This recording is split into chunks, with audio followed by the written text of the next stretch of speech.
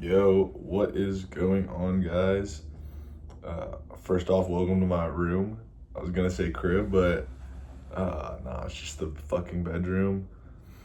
I've actually had a really good shift in mindset since the last time I talked to you guys, which was about, say, like 16 to 18 hours ago, because it was yesterday afternoon.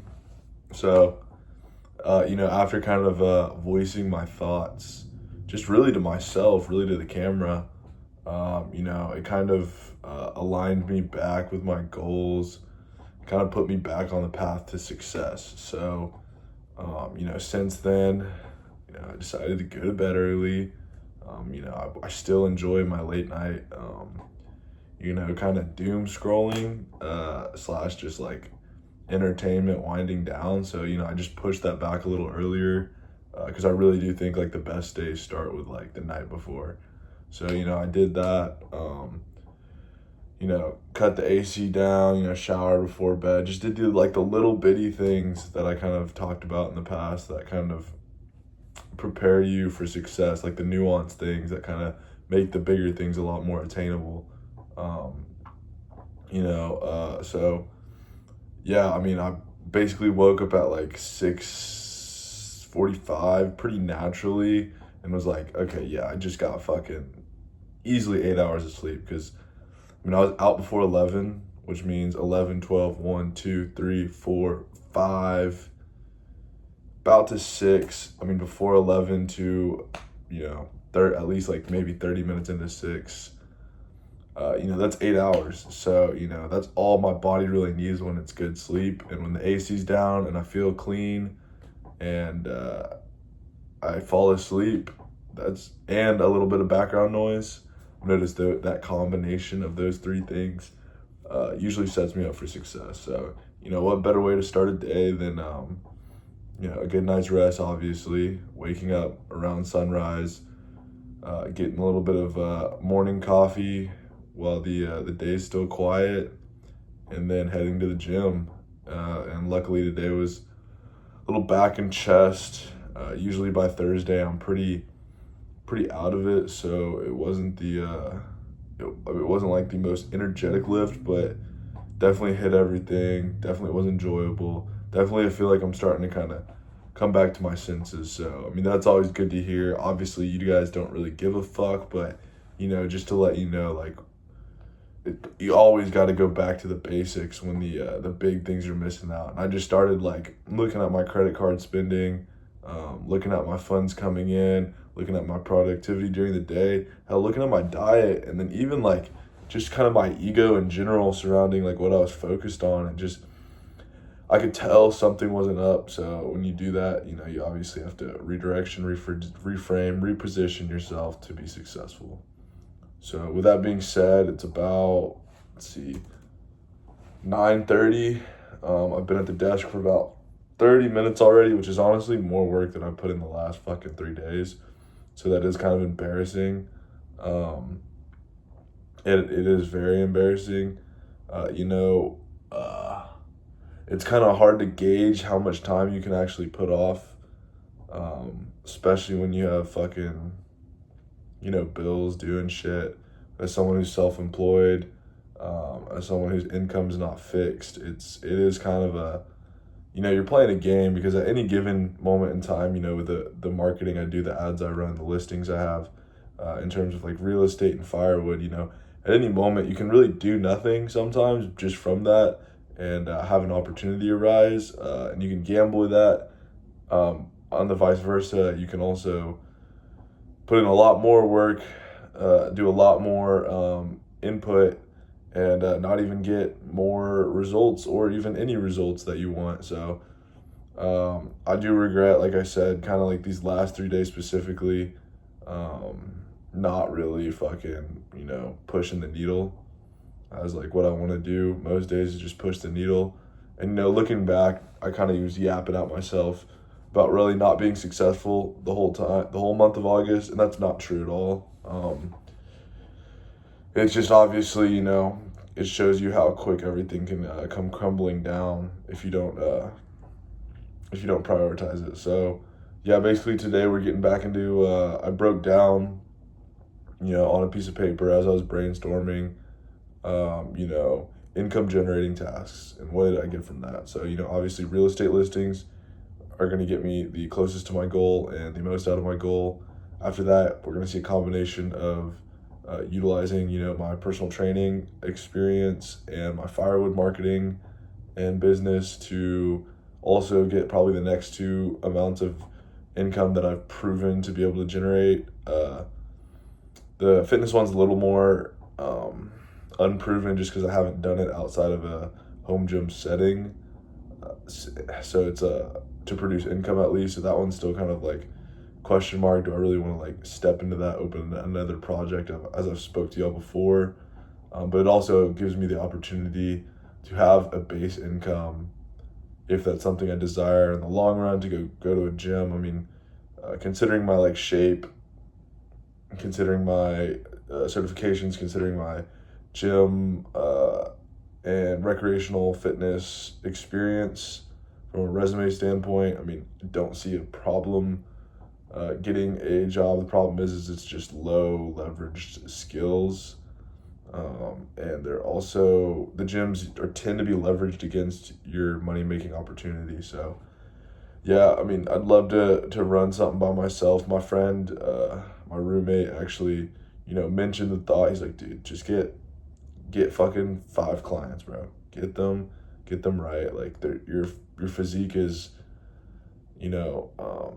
impressive enough to find 5 people virtually that will, will value what you can give to them. So, that's definitely a thought in there.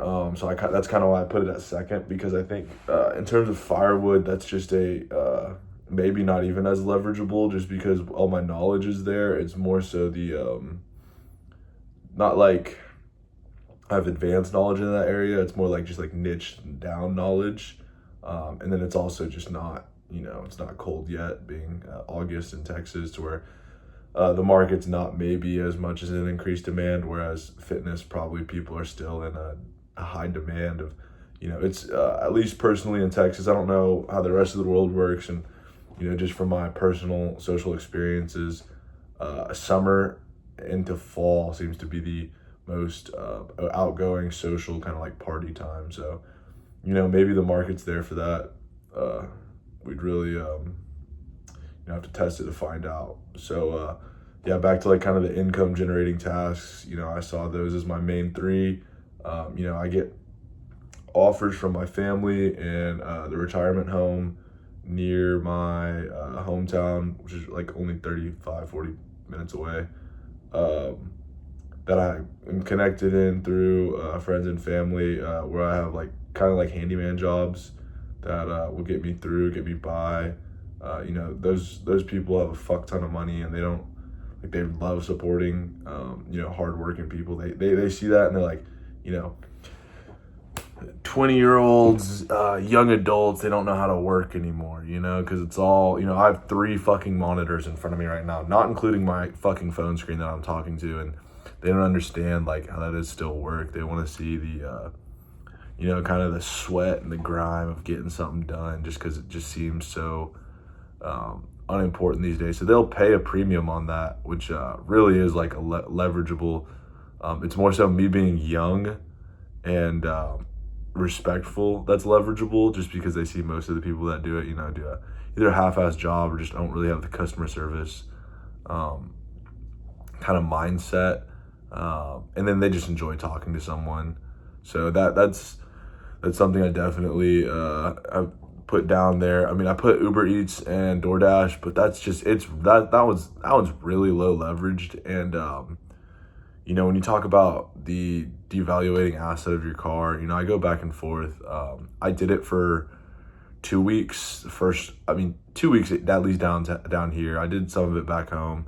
And just the miles you put in your car, the maintenance, when you do have to get that oil change, you do have to get that tire fixed, you just kind of add up like, damn, like some of that cost that you're getting breaks down into that. And it just like mathematically, it's a quick money grab. Like, say you have a fucking bill due like Friday, and you have no fucking way to supplement that income by then, or supplement, like, or just have cash, right?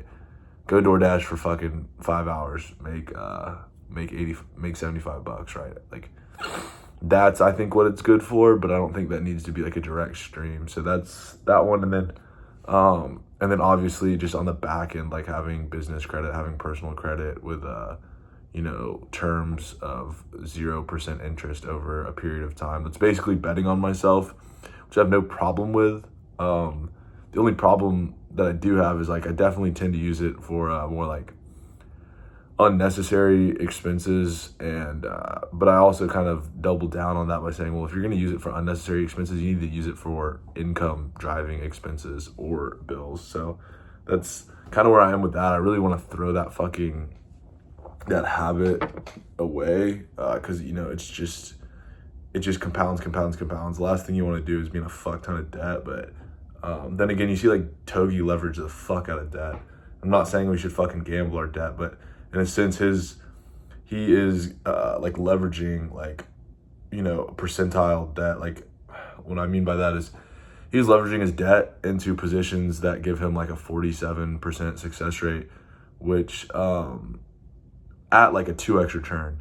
So if you really like break it down by the numbers, like, do I think I have a more than a 47% chance of being successful on 2x the income that I put myself in the debt? Like 100,000% yes. So it's kind of just breaking it down into a math equation. And then, not saying it's like necessary, but, if you kind of already put yourself in that position, or you find yourself in that position, it's kind of just a way to justify it. But you do have to prove, the justification after. Or else you just made a false assumption.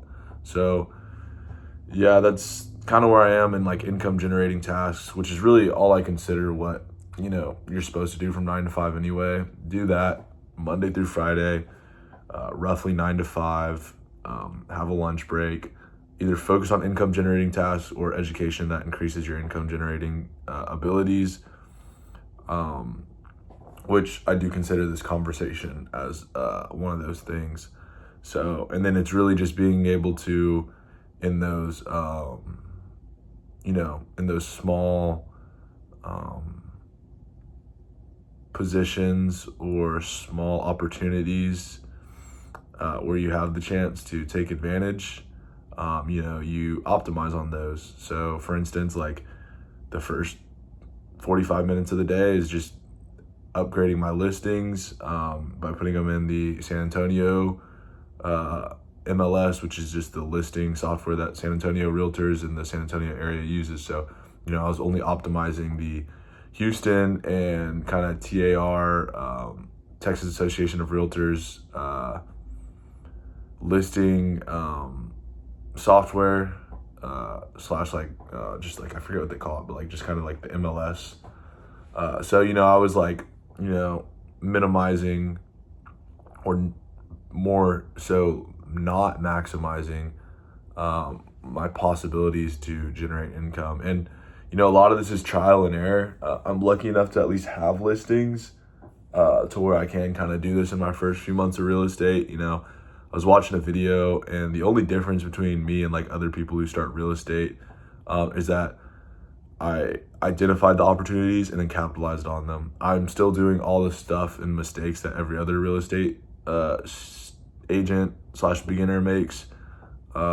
It's just that, I am able to capitalize and learn from them quickly. That's what's going to set me apart. Everyone's going to basically get the same opportunities.